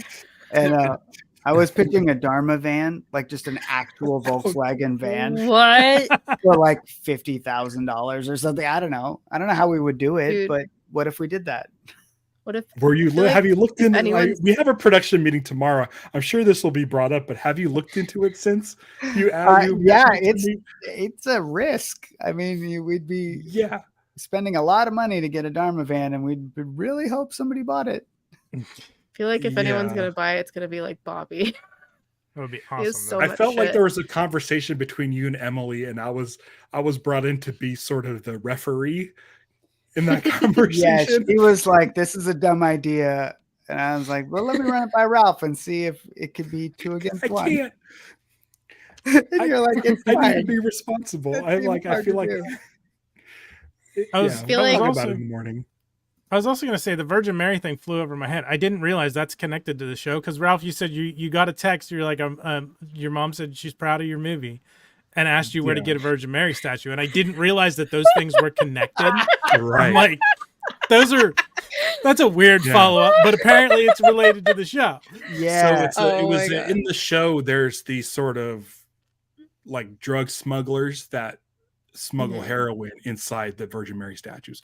Ours will not have that heroin inside. So heroin not included. Yeah. You gotta provide your own heroin. Yeah. But that's one of the cool things, much like a Star Trek or a Star Wars or something.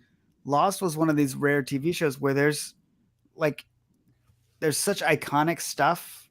Like, even though they never sold Virgin Mary statues as merch, but like the shirt you're wearing, Kayla, like the Dharma thing where you can literally slap on my ankle. Ugh, what you can slap a Dharma logo on any like object.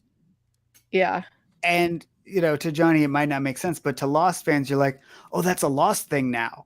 Yeah. And they do it in the show. They do it like it's a beer and it's a dishwashing detergent and a ping pong table, whatever it is. You just slap this, which was a pre-existing like religious symbol, on literally anything, and it's lost now. Now it's lost. So they had such a good like iconic thing, like a polar bear on a beach is lost somehow to people, but to regular people, they're just like, that's just a dumb bear on a beach. I don't get it. Just like you're like, why is a Virgin Mary statue a lost thing? That makes no sense. Or the foot. Oh my God, Johnny. The foot statue. Johnny, if you start doing the rewatch, I'm watching every single live stream. There we go. There's the foot. Yeah, like Johnny, this makes no sense to you. Yeah, makes all the sense to me. That's right. Well, that's like if you just saw this, you wouldn't. And we didn't. No. We didn't know. No. Yeah. It's great. Don't you feel cool now? Those are those little like signals that let you know that the person you see with them litmus test is there with you. Yeah, like you're part of this see my club. ankle. I used to in the last time I used to wear a shirt that just said 4, 8, 15, 16, 23, 42 to spark conversation. Like if somebody saw that and knew what it was, we're friends. You're cool. You're cool. It's Allie Gertz who we interviewed in her house. On the wall, she has pictures of her family, but amongst those, she has the picture of Penny and Desmond at the marina. And if you don't know who those people are, you don't pay attention. But if you're a Lost fan, you're like, I know what that is. And it's a way to start up a conversation. Like you can really do some sneaky Lost stuff where people will know. Bobby Moynihan would talk to us about putting in the Lost numbers into SNL sketches. And he gave us some examples, and they're like everywhere. But at the time, like hidden Mickeys. We didn't notice even as Lost fans, but like no one notices. These are deep cuts where they're barely in there. Yeah.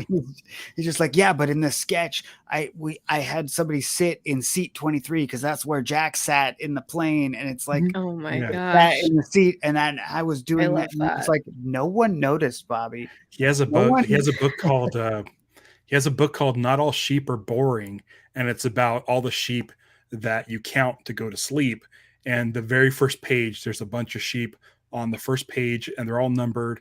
And of course, it's 4, 8, 15, 16, 23, 42. And only Lost fans would know that. It's so funny. It's so funny that we all have we kind of Lost fans, I feel like by the nature of the show having Easter eggs, that's how we live our lives, is through secret. And we do these things secret codes just to see if who notices. And it's to see who our friends are. I don't know if that's going to zoom. It's not going to work. Johnny, can you? Well, I would need to focus first. Oh. Yeah, I wasn't focusing on the phone. Sorry. It's just Bobby Moynihan's book. You're good. Oh, yeah. It's good stuff. That's awesome. But that's the fun thing. I mean, that's again why we're still talking about Lost 20 years later, is like there are those things. You know, not because of my wife, but with my wife, I've watched, I don't know, 17 seasons of Grey's Anatomy. There's not like a cool object that lets you know that you're a Grey's Anatomy fan. There's not a t-shirt. There's not a set of weird numbers that you can rattle off that people will be like, oh, you like that too. It's like, it's just a show. Like Law and Order. It's been on for 30 years. There's no, like, unless you walk into a room and go, dun, dun. Like that's that's the whole thing. Even with like Game of Thrones, like if you have the sigils and like just the characters, it's not the same. Like there's not really any like deeper meaning behind it or reasoning. Whereas like the numbers, you could go on forever about the fucking numbers. It's not gonna spark the conversation in the same way. You're like, oh, you like Game of Thrones. Cool. Yeah, like Breaking Bad had like the chicken restaurant, right? You'd wear the t-shirt El Pollo Loco or whatever, which is inferior to Mr. Cluck's in every way. I was gonna say I have the Mr. Cluck's shirt from Comic-Con a few years ago. Right. But that's the equivalent of like, it's just below the surface and it lets the other fans know you like that thing and we're cool. Like, the whole point of the thing. And like, oh, you're cool, we're cool. 48, 15, 16, 23, 42, 108. Like we're all in this together. And most shows don't have that or any version of that. Definitely not. Okay. I think we've talked about like as much as I can keep talking about Lost. Just want to do something really fun at the end, even though I think it's mostly just us here now. I have some rapid fire questions. Don't have to get into your reasoning behind them, but it's literally like 6 things. So I'm just gonna start with who is your favorite character in Lost? Johnny? Yay, you found it. I found it. So yeah, that's the first page of his book, his children's book. Look at it's every number. Amazing. Hurley. Love. Beautiful. Also Hurley. No. Love that. Mine changes. It was definitely Kate for the longest time because I was like, ooh, love this like badass girl on a show. And then she kind of got annoying and Sounds like Stevie. You and Stevie are going to be instant friends.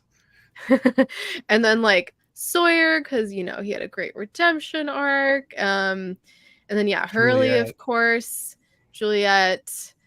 I think now it's probably Vincent. Yeah, that's a great. Vincent's the right answer. Yes. Charlie was my favorite. That's the dog, Johnny. But there's a lot. Charlie was my favorite, but he doesn't last that long. And then there's like an emotional handoff where Charlie is like, just you can like Hurley now, right? There's that scene, and anyway, so it went like that. But like intellectually, as an intellectual, Rose and Bernard are the only ones who got anything right in the whole show. Like they're just living their lives in paradise. Yes. Like as a grown up now, I watch them and I go, well, these two are the only ones who get it. They're just like, stop with the drama. Enjoying life. Yeah. We're going over here. We're on a tropical island in paradise and all of our diseases are cured. Maybe we just hang out. And they're dropping food. If we can't find food comes from the air, we don't have to do anything. Oh, so Johnny, Rose and Bernard is I don't know if you know, Johnny, like this show's very sci-fi. It's very sci-fi. And I don't know if you know this or not. I don't know if you're a fan of the Kelvin movies, Star Trek, but the director of 2 of them directed the pilot of Lost. / he created it, essentially. Okay, favorite episode. Go. Oh, you want me to go first? Mine's easy. I know mine is Through the Looking Glass. Yeah. Okay. I'll go with the content, even though I've been like lately, I've been really feeling Expose. I feel like that. Yeah, that's the a lot fun of people choice. feel expose. That's the like. I really like Lost. Like if I can, this dumb episode is my but favorite. not even just the snake in the mailbox of Through the Looking Glass, but also it's not Penny's boat.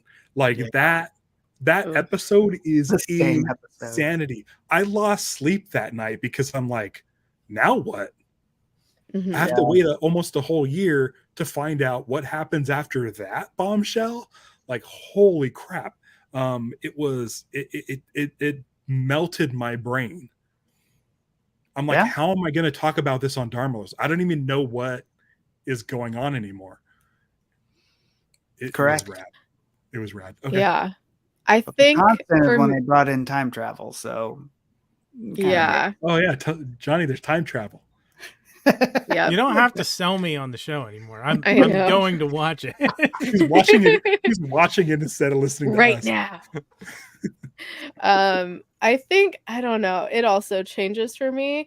I think this is probably a weird one, but Lockdown, just because the fucking shit on the door just blew everyone's minds and it just spiraled into so many theories that I think was just such a turning point for the show too. And then also is it Man of Science? No, it's when we first meet the others in the forest. What episode was that? Little kids with the no like when they like surround them, light them up. Yeah, oh my god, our interview with MC Gainey, he yelled light them up like 3 times during his interview, unprovoked. And being in a small studio space with MC Gainey and he yells light them up. Chills. It's insane. Fuck. It's insane. Yeah, what episode was that though? I can't handle it. I'll just block it. I can't remember.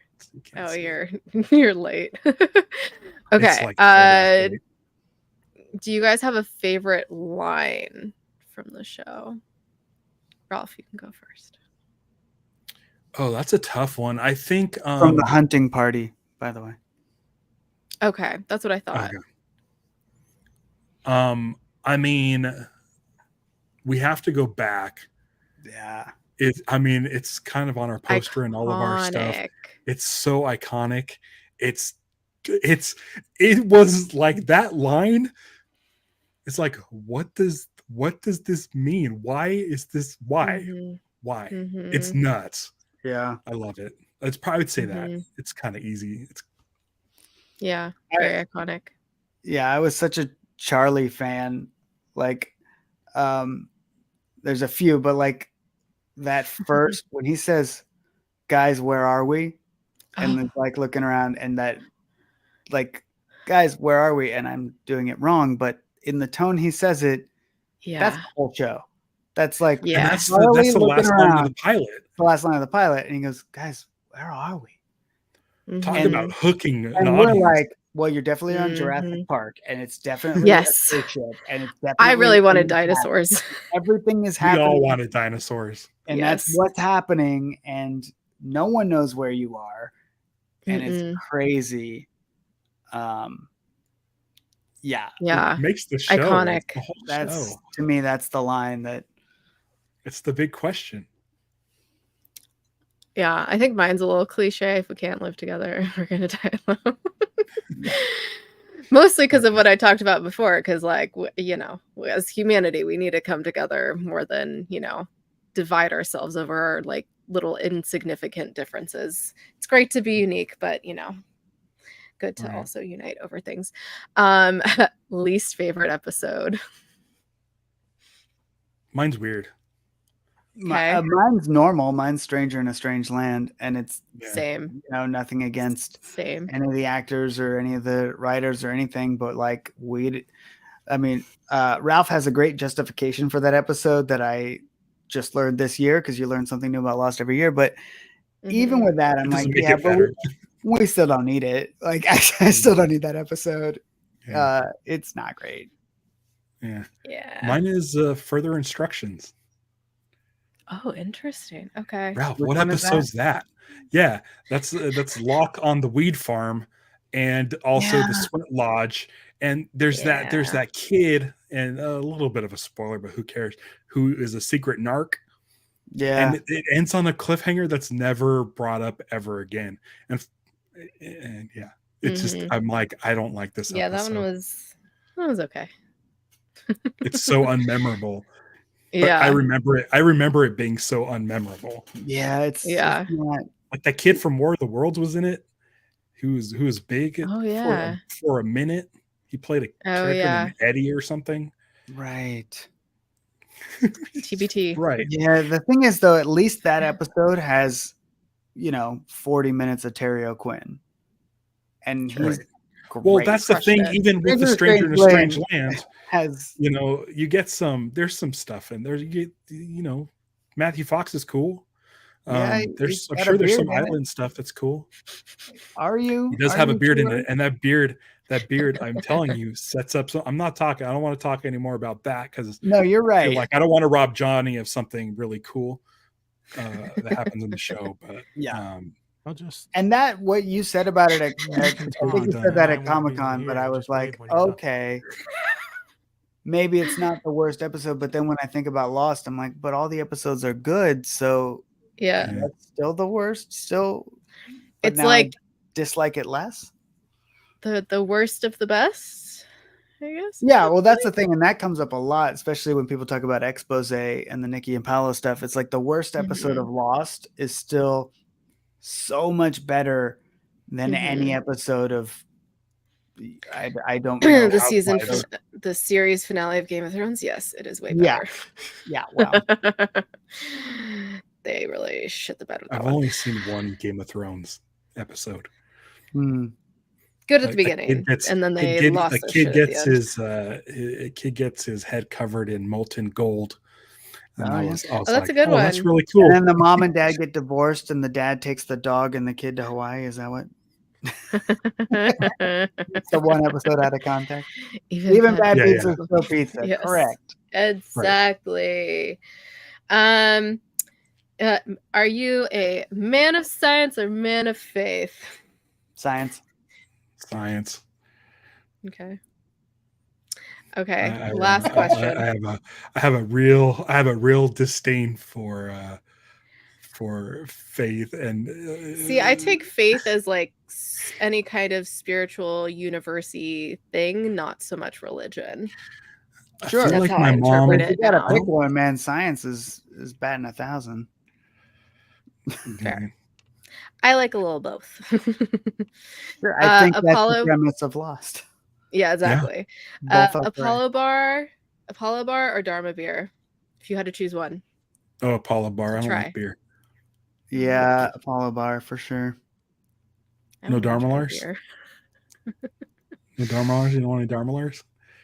They're good. The thing is, beer is not shelf stable. Like it goes bad pretty quickly, and chocolate is a preservative, sugar is a preservative.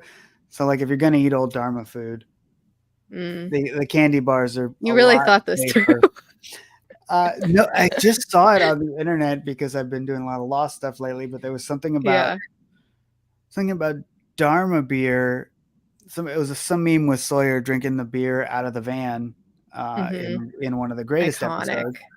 Super iconic, and the beer is way the more episode iconic. That followed Stranger in a Strange Land. But I googled it and I was like, how long is beer good? And then I read and I was like, oh no, don't drink that. Everyone should have gotten sick in that episode. They might have didn't. Yeah, they might have between episodes because the island. Yeah, the island heals. Okay, well, I guess if we're on a healing island, then the beer. There's no food poisoning. No food poisoning. Sure. I'm pretty sure Hurley was looking for leaves because he ate something. For a specific type of 5-pointed leaf. Sorry, Johnny. Okay. Thanks for putting up with us. All right. Well, that pretty much wraps it up. If you want to plug your shit, I just hit my mic, for your Indiegogo as well as any socials people should follow. And yeah, we got the website up, but Go for it. Getting Your Lost spiel. Doc is the best place to go because it has links to our socials, but also you get to watch our first look, which is like a 4-minute or something look into the process and some of the people we've talked to, and the footage looks beautiful. I've been looking at a lot of unfinished shots for the last like 5 months or so, and then now seeing completed shots with the music that Michael gave us accompanying it. Because if you watch that first look, I'm pretty sure it's all the music that Michael gave us, right? There's not really, once it starts, at the very beginning, there's lost music because it's Indiegogo and no one's gonna get mad at us over that. But everything after, when we say here's a look at the movie, that's all like it's all the stuff Michael gave us. So watch it again and listen closely and tell me and it sounds like Lost music, but it's not. Oh, totally. It's from the guy who did it. Because Johnny, you probably are familiar with Michael Giacchino. His work. He scored every single episode of Lost. Wow. No one else touched an episode. Not exactly a lightweight. No. It's like that's the least popular thing he's done. I think out of the vinyls that I have that are soundtracks for things, I have him the most easily. Sure. Easily. He's done everything now. That dude is so talented. It's insane. Star Trek. He's directed a Star Trek short, an animated Star Trek short. Oh, nice. Which is pretty great. Johnny just peeked up. Yeah, I know which one it is. I can't remember the title of it. There was 2 aliens flying around. Yeah. In the Enterprise, and one of the short treks. Glimpses. Yeah. Oh, in that series. I was wondering if it was in the short treks. Yep. So I had to watch 2. I remember it. I don't remember the title of it, but I remember watching it. Right. That's the only one I watched. That's awesome. Yeah. He's a great director too.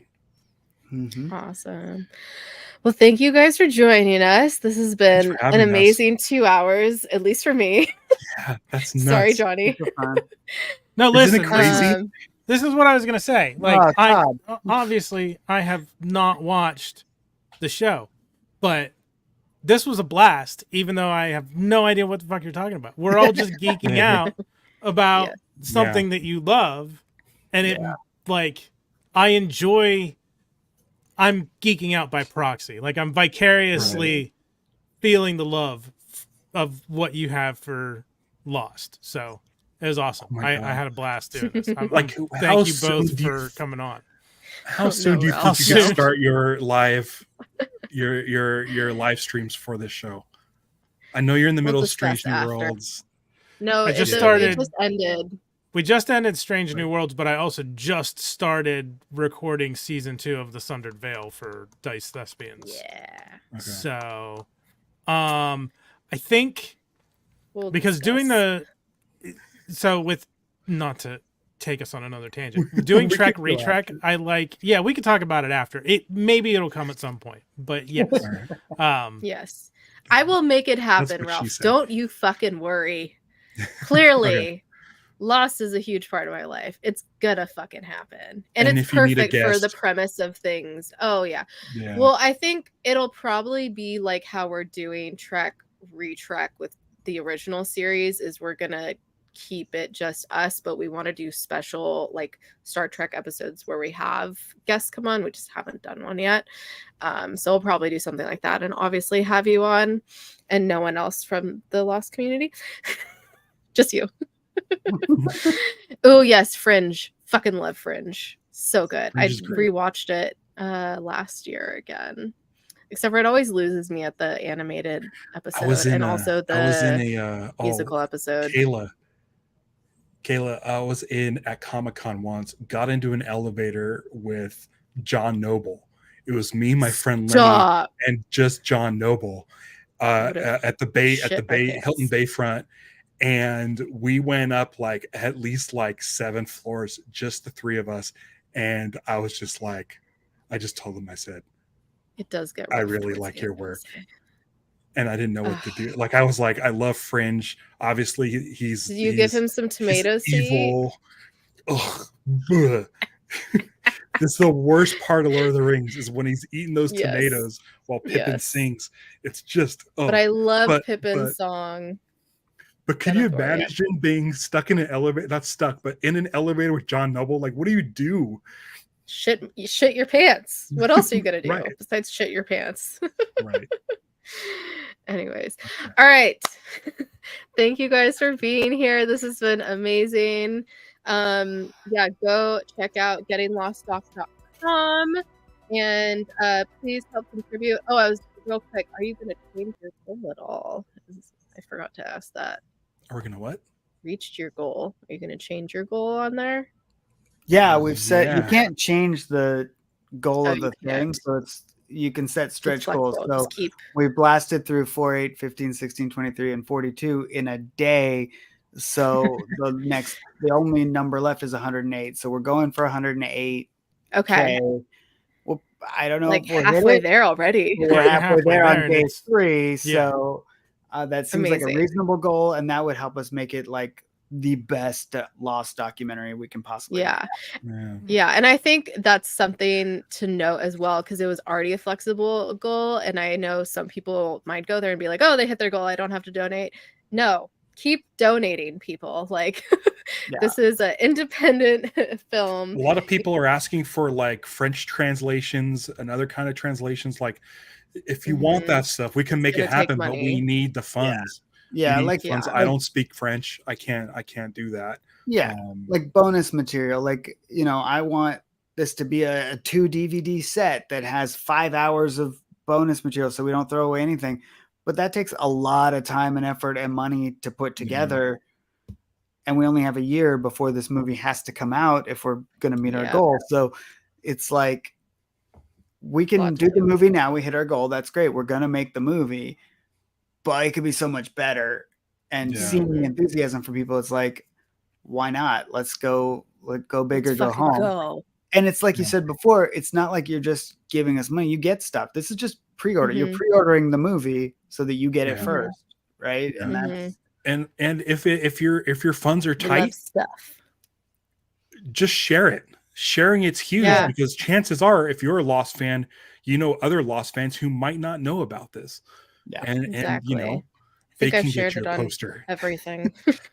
And we appreciate it. We see it too. Like people, it's been a busy week, but like I try to go in and like and comment wherever I can, because we really, really appreciate it. Like it means a lot to us when we see somebody. I don't care if you've got like 15 Instagram followers. If you've posted about our thing to those 15 people, like that means something to us, and that's a big deal. Definitely.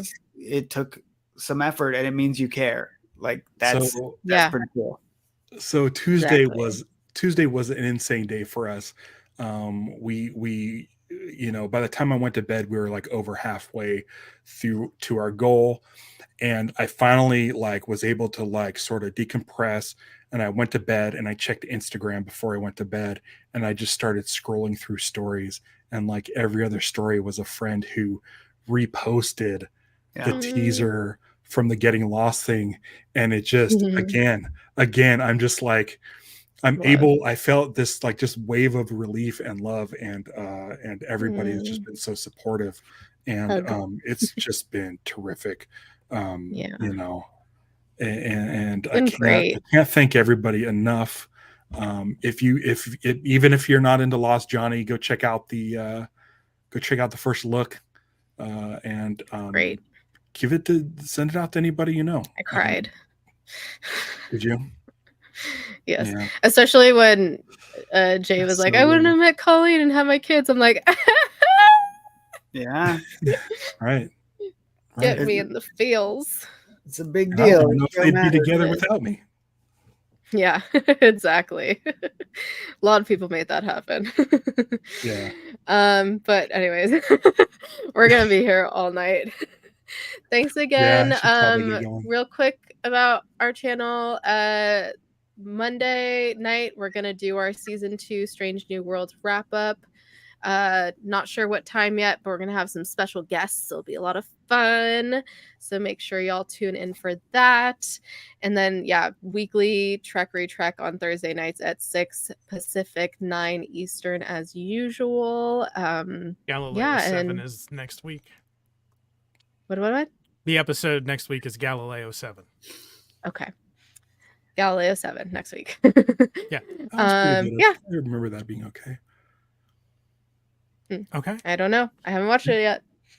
Yeah, I didn't watch any Star Trek until the lockdown. I watched all of the original series.